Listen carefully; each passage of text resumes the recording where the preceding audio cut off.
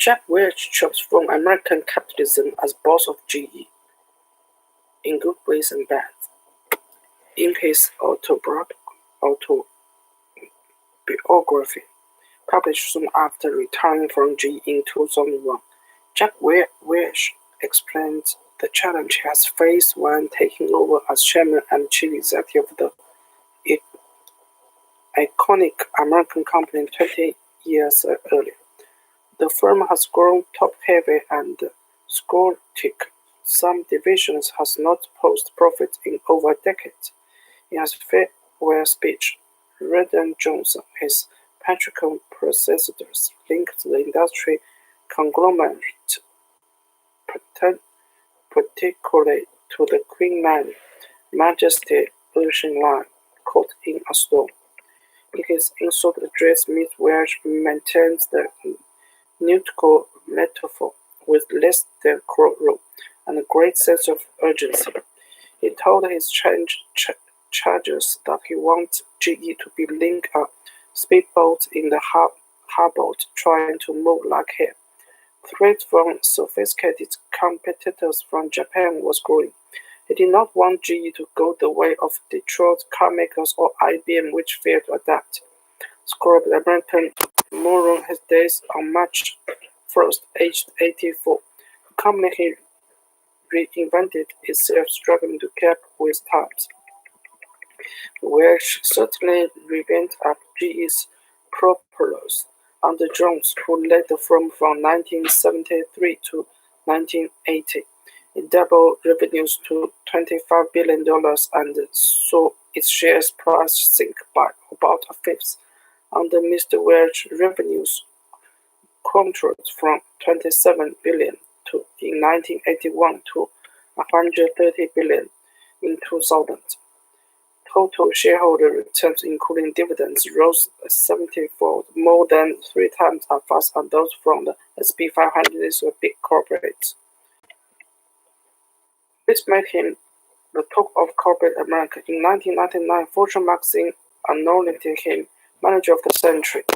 The plain-spoken Miss Welch has admired outside business cycles too. Ben Kostok, a former GE vice chairwoman, recalled attending overflow shareholder meeting with him where little old ladies were shaking like they are meeting a rock star.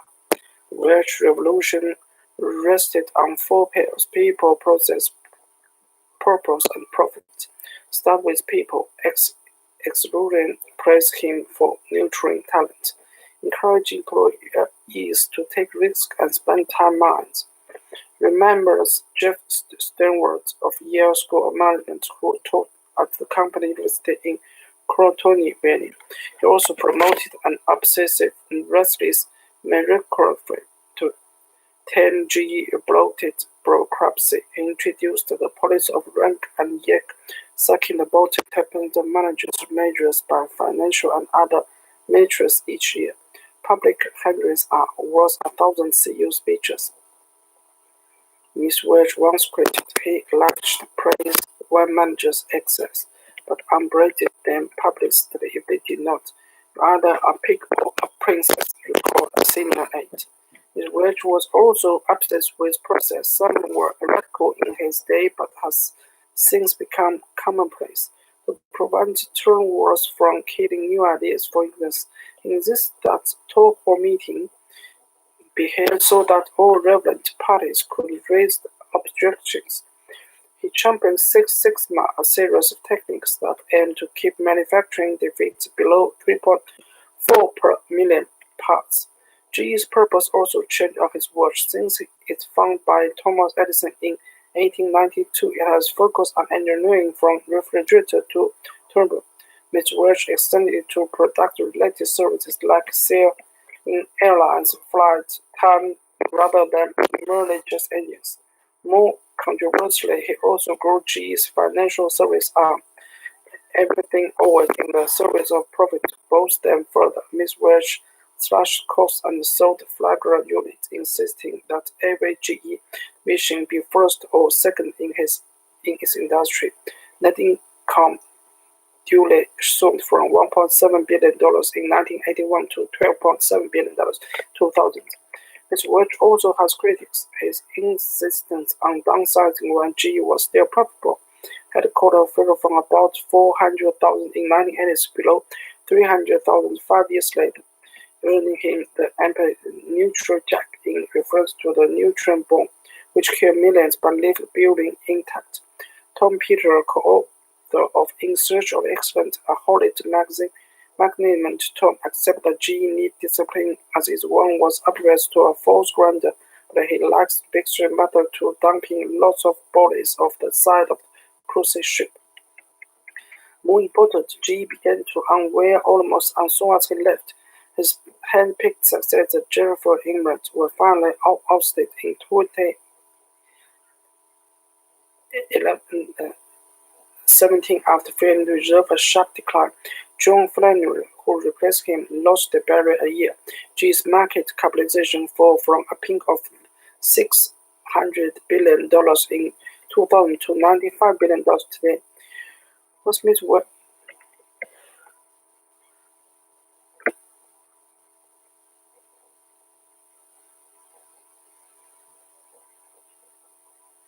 Smith Welch to blame? Some strategists that the field heavily returned during his tenure no doubt play a role. The dark side of worshipping at the altar of Sigma is that breaking through innovations get cut, says Varun Garvisto of the Turk School of Business. The checklist culture and investment in research left GE innovation engine spiriting. Miss Welch also missed the digital revolution. He admits in his autobiography that he was slow to understand the technical concepts. Mr. Gregory pointed to his aggressive outsourcing of information technology to Indian firms, that save money in the short term at the expense of surrounding the future. If Jack has been visionary, he could have done what Google or AWS did, grumbled a former senior GE man. Said Ms. Welch brought trend sites like NBC, Television Network, and Kennedy Punto back. Ms. Welch's most constitutional mistake was to grow the financial arm, GE Capital, into a monster. The division easily profited during the long economic expansion of 1990s, masked plenty of sins, including mounting troubles at GE Coal Industry Unit. As Peters put it, making no worse, Mr. Wilson handed his successor a real pile of shit in the form of GE Capital. The division grew quickly from the early 90s, boasting profits, free cash flow, and return on capital, loading up on debt and rely on flaky short-term funding. By 2000, it generated 51% of GE's revenues. GE's industry and powerful divisions equaled out barely a tech each. Industry performance peaked as Ms. Welch left and collapsed between 2001 to 2003, with Ms. Mullins in charge. Part of his work was done to a recession in 2001. However, after 2003, GE's industry business continued to deteriorate. The returns on capital collapsed and the cash flow dried up. Ms. Mullins pushed the pricey acquisitions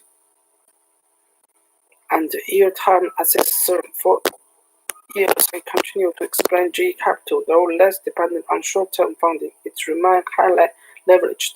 It was pushed to a brink by the global financial crisis of 2007 to 2009, saved only by a federal buyout. Only then was Ms. Welch forced to shrink the division, a move his president has since intensified.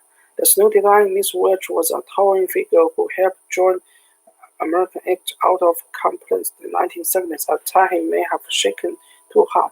And much force the current boss, Levin Krupp, observed that Ms. Welch has changed the business landscape as we know.